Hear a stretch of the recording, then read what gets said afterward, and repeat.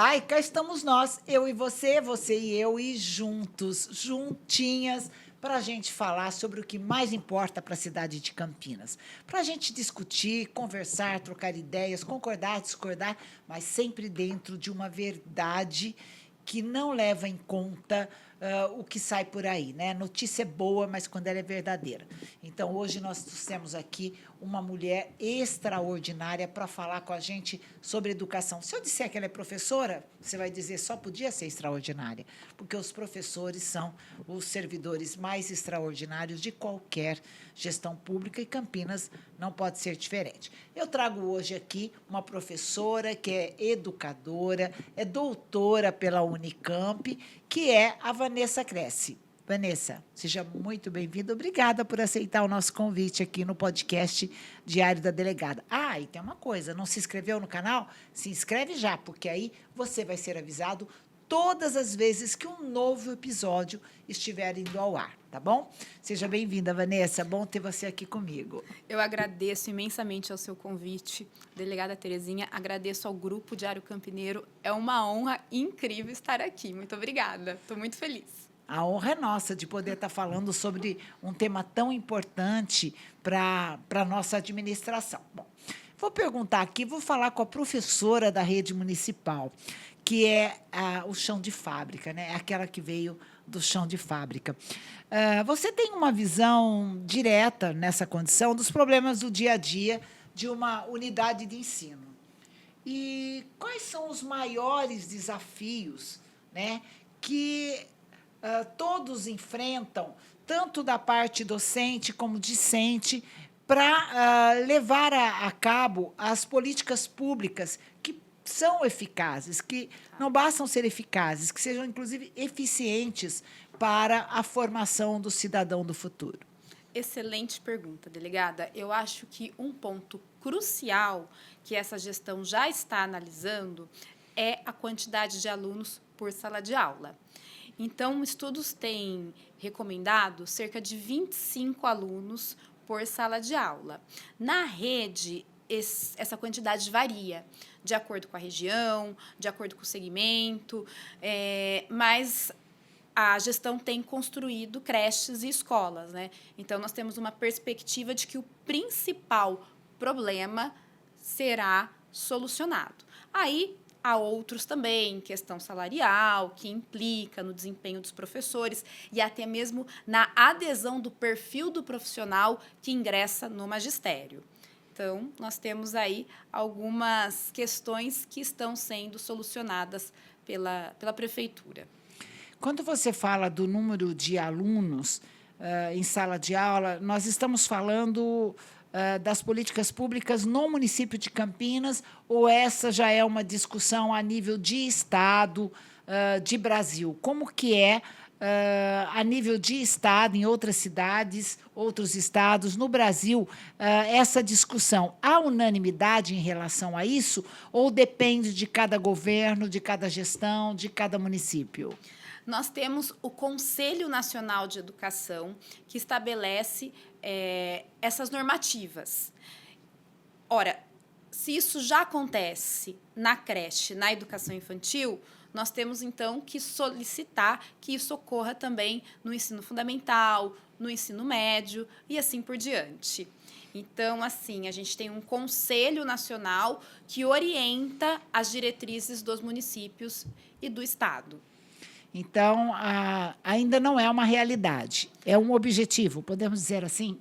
Na educação infantil, já temos isso Sim, as previsto. creches hoje têm que ter no máximo. No máximo, varia de acordo com a faixa etária. Então, de 0 a 3 é um indicativo que você tem que ter, se eu não me engano, são 6 crianças para cada adulto. Sei. Posso estar equivocada, Sim, tá, tudo bem. Precisa avaliar, mas isso tem parâmetros. Isso tem parâmetros já para a educação infantil. Como eu estou no fundamental, então eu sei que essa normativa ela se aplica apenas para inclusão. Então, quando você tem um aluno com deficiência, um PCD, você precisa ter um profissional para fazer a orientação, o auxílio do professor para esse profissional.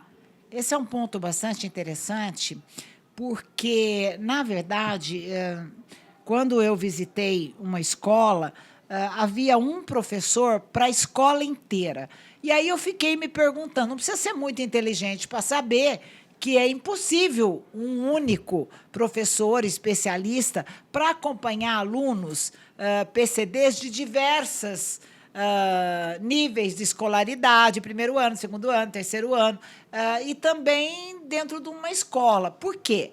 Se for, a explicação que me deram é que esses alunos são reunidos numa sala e aí são trabalhados e recebe lá um reforço. Mas isso não seria inclusão, seria a exclusão dentro da inclusão. Como você vê isso, professora? Olha, nós podemos abordar de duas maneiras. O que ocorre? Do ponto de vista da legislação vigente, isso não está correto. Por quê? Porque eu preciso que a inclusão ela ocorra dentro dos espaços escolares convencionais e dos horários convencionais. Mas estudos têm apontado, como nos Estados Unidos, que há uma indicativa de que nós temos que ter escolas inclusivas. Então, eu posso ter salas de aula com recursos específicos para alunos com determinadas deficiências. Agora, é um equívoco também, porque eu coloco esses diferentes alunos com diferentes necessidades, com diferentes deficiências, numa mesma salinha, sendo que cada um tem a sua especificidade.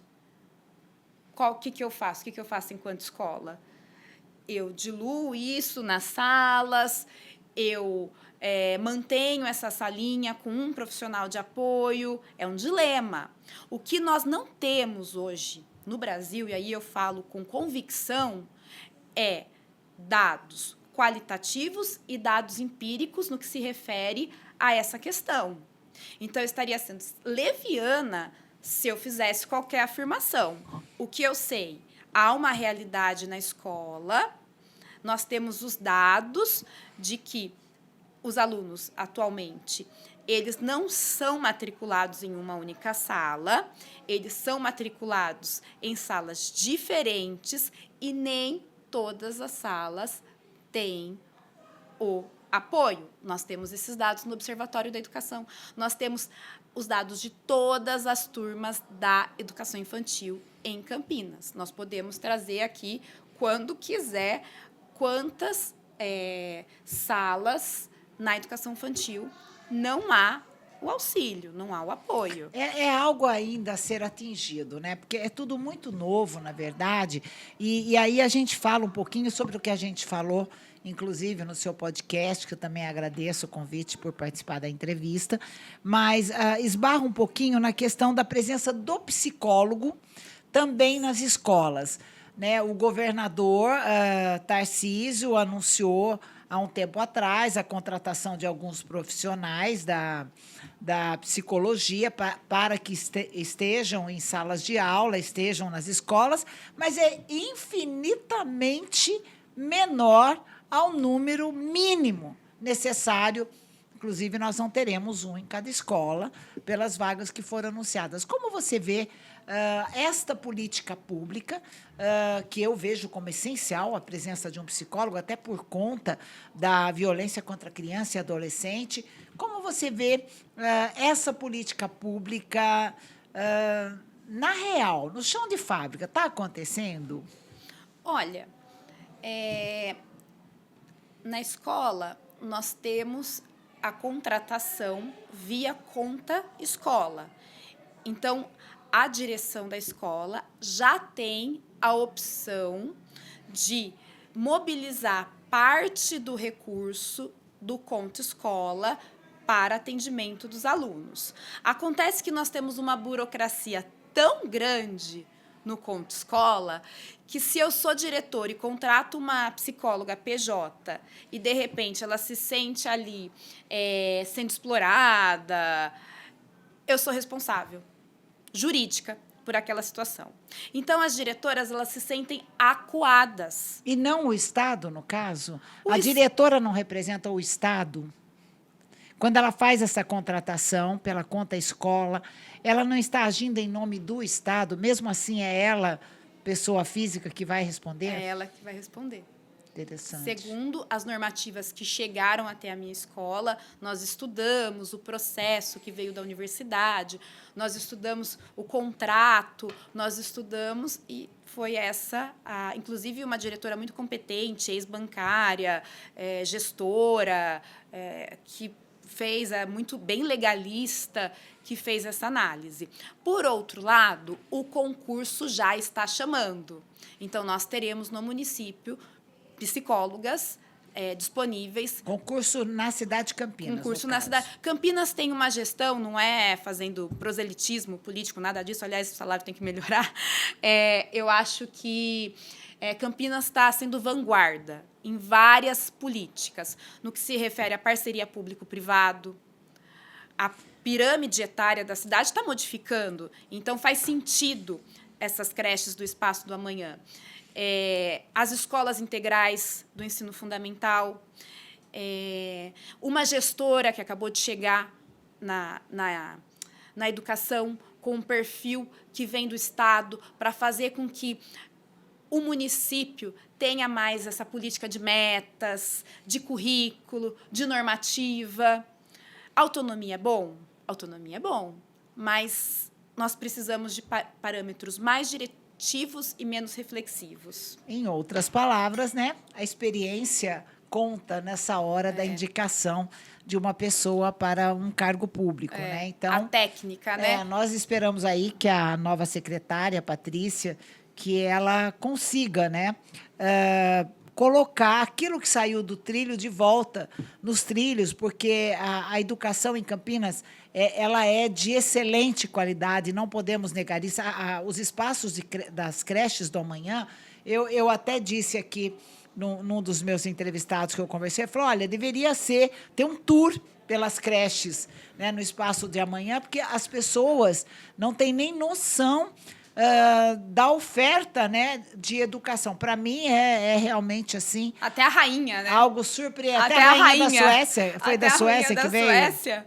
Eu acho que é Suécia. Está copiando nosso Está modelo. copiando nosso. Não, a senhora sabe que teve uma aluna da Unicamp fazendo estágio na Itália, e aí ela conheceu uma creche do Espaço do Amanhã, ficou encantada, porque essa questão do lúdico, do parque naturalizado. Do espaço, né? Não é um confinamento. Não é um Porque é confinamento. muito triste você ver uma creche que são espaços limitados.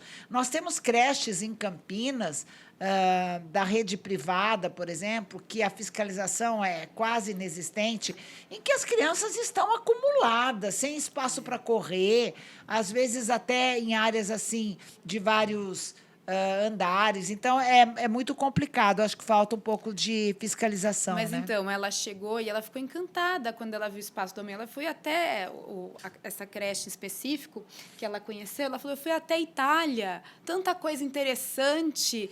E eu vejo que aqui a gente precisa dar mais visibilidade ao que a trabalho. gente já tem. Para o que a gente já tem. Verdade. Bom, você como pesquisadora e com as recentes publicações, você aborda o desenvolvimento profissional contínuo, né, dos educadores.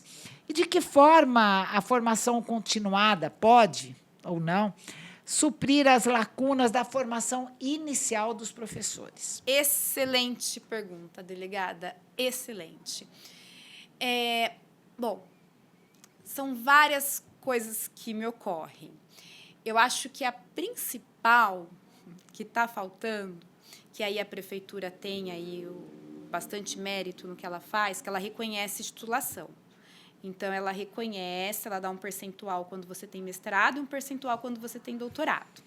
Mas, muitas vezes, você recebe o percentual sem mostrar o impacto que isso teve no seu desenvolvimento profissional e quanto isso chegou no seu aluno.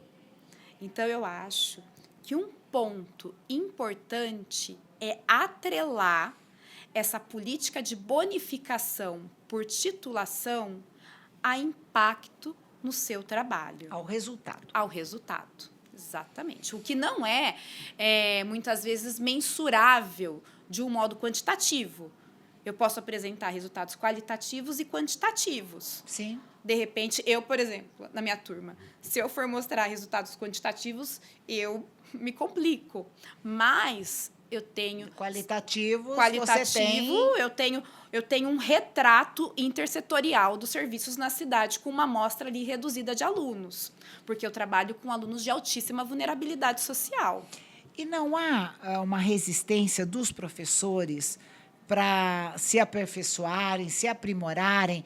Porque eu me lembro, o fato de eu ter sido vereadora, eu me lembro que nós trabalhamos muito, né, para resgatar o valor dos professores que ainda não estavam no plano de governo, né? Então, conversei muito com os professores. Mas eu me lembro, quando surgia alguma proposta de alguma capacitação, do professor oferecer uma certa resistência, né? Dizia assim, não, a gente já trabalha tanto e ainda tem que fazer curso de capacitação, nem é da minha área, né? Porque, às vezes, o professor foca numa área e ele não vislumbra que amanhã ele pode ter outras portas abrindo.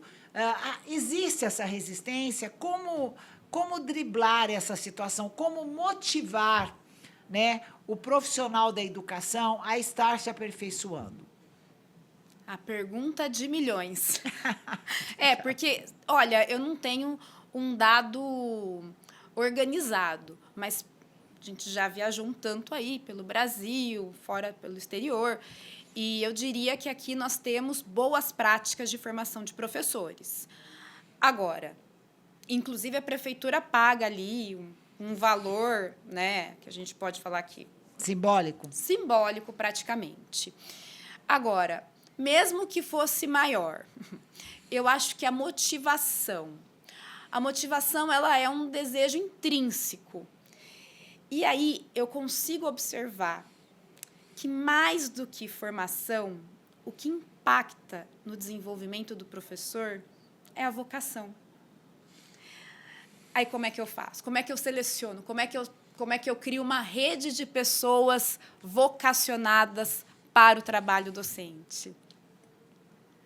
Essa é a pergunta. Porque se ele deseja ser professor desde que ele se descobre ali enquanto um futuro profissional, eu vejo muito claro que o desempenho dele é naquele estado de flow. Ele perde a noção do tempo e do espaço, ele se entrega. Nada é pesado. Nada é pesado. As palavras são singelas, a pessoa é equilibrada. Até financeiramente, essas pessoas, eu observo que elas são mais organizadas. Conseguem viver dentro de uma realidade que ela tem. E aceita. Vai no showzinho. Se quiser ganhar mais, vai ganhar. Porque vai trabalhar em outra escola, vai subir de cargo. Parece que a vocação, quando você disciplina, ela vem prosperidade para você, sabe? Eu tenho vários exemplos de professores super organizados, pessoas que chegam na sala de aula e se entregam, se doam ao trabalho. É impressionante. Essa questão da vocação, a gente pode dizer que em todas as profissões ela é cabível, né? Eu falo como exemplo os policiais. Né?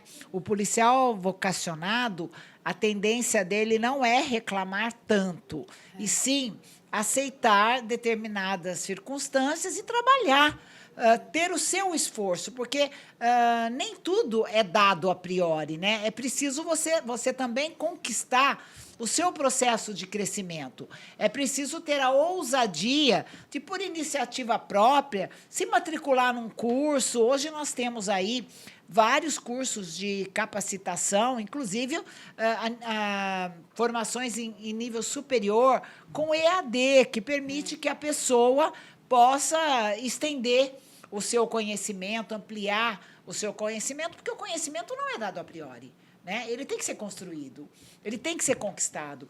E não adianta você esperar do outro que faça por você. Então, é claro que a busca, o ideal é que uma gestão pública possibilite ao servidor uma renda compatível com aquele momento que ele vai ter que se dedicar. Porque eu compreendo, né? Nós, mulheres, sabemos muito bem o que é a tripla, a quádrupla jornada, né? Mas, assim, se a gente não falar, eu vou priorizar um tempinho para mim mesma, que independe do que os outros querem para mim, né? Se eu olhar no espelho e falar, não, eu vou me matricular, vou fazer...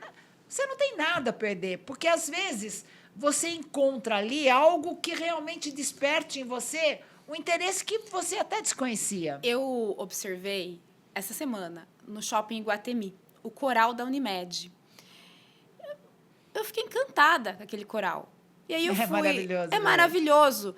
E aí eu percebi uma possibilidade de formação de professores que eu tinha, inclusive, visto no Canadá. O que acontece? Você tem ali a paixão pelo canto. Você não é cantora. Você tem lá o seu trabalho técnico. Mas, ao participar daquela comunidade de cantores, inclusive o maestro é super importante, tem uma seleção rígida lá na Unimed. Sim. Esse profissional, ele ameniza a tensão que ele vive no campo técnico. Isso influencia. Inclusive, está no meu Instagram uma reportagem sobre isso, falando exatamente da importância das corporações, das instituições, das repartições públicas desenvolverem vocações. Inclusive, já tem um coral na cidade de Campinas. Eu achava graça naquele coral, né? Eu olhava, esse povo aí cantando, não tem mais nada para fazer, não. Nossa, mas o coral é uma das... É incrível! Corporações, desenvolve vocação. Assim, voluntárias, né, mais antigas que existem. Eu mesma, quando mudei para Campinas, eu morava ao lado ali da igreja do Menino Jesus de Praga, e eu fui cantar no coral. Eu era delegada na cidade e fui cantar no coral. E acho que foi uma experiência, assim, muito interessante, mas é aquela coisa de não esperar que alguém faça por mim. Não é algo que foi adiante. Eu adoro cantar, canto sozinha, mas, assim, não acrescentou para mim, e eu não tive o tempo que precisaria para me dedicar. Então, eu mesma disse, poxa, se eu não me dedico à altura do que o grupo merece, sou eu que não devo estar no grupo. E foi só por... Eu também mudei de endereço, né? E são fases da vida, né? Aí acho que a senhora complica ainda mais a minha pergunta, porque, assim, a pergunta que a senhora fez. Porque, assim, nós temos hoje um modelo de escola no integral que os professores recebem para estudar. Mas, assim, o incentivo não é tão grande. Talvez precisasse de um reajuste. Não, eu acho... Talvez ali um valor diferenciado para quem... Mas eu acho que mais do que a Corinta já fez a professora Corinta, né? Eu acho que mais do que dinheiro... Precisa de dinheiro, gente. Não Sim, tá. Claro. Nada se faz sem Nada recurso. se faz sem recurso. Precisa melhorar aí. Mas eu acho que tem que ter impacto efetivo para o aluno. Isso foi uma pesquisa que eu vi na Carolina do Norte. Muitas iniciativas de desenvolvimento profissional não chegam até o aluno. Isso lá nos Estados Unidos, e aqui a gente está vendo a mesma coisa. Tem que chegar na sala de aula. A investigação da própria prática é uma possibilidade. Você lembra que, quando eu fiz essa pergunta, eu falei para você, né, da questão do professor... Falam, poxa, mas a gente já trabalha tanto, a gente já faz tanto, ainda precisa fazer curso. Isso tem a ver com o esgotamento, né? Hoje em dia, é exigido muito do professor diante desse avanço da tecnologia, que muitas vezes o próprio professor não tem condições de acompanhar. Você veja que a Covid pegou todo mundo de surpresa, né? E o que é pior, não havia nem uma estrutura de equipamentos, porque o poder público tem isso, né? Ele demora a chegar com os recursos audiovisuais. Por exemplo, o professor não tem acesso a um celular institucional. Cada professor tinha que ter um celular institucional para que a sua vida privada, no mesmo aparelho, ainda que ele usasse só durante. Então, eu sinto isso. E não é só nessa área. Muitas vezes você está num pronto-socorro, na área da saúde, e você vê que a enfermeira está entrando em contato com o médico através do celular privado dela, particular dela. Eu vejo isso também na polícia, eu vejo isso na educação, vejo isso na saúde. Não existem. Quando eu ingressei na polícia civil e começaram, algum tempo depois, a virem os celulares, os policiais tinham um celular para trabalhar, sabe? E eu acho que o celular não é visto como instrumento de trabalho. Tem uma linha de crédito, por exemplo, para o professor comprar um celular para usar no exercício da sua profissão? Eu nunca me preocupei com isso, sabe, delegada? Porque, né, quando a gente se sente... Quando o trabalho que você exerce é parte do seu ser e estar, a sua vida acaba sendo em função disso. No Brasil, nós não falamos sobre um conceito que os portugueses abordam, que é o da deontologia profissional, que é os preceitos éticos que envolvem o profissional. Então, assim, eu projeto o meu WhatsApp, não tem problema nenhum, não tem nada.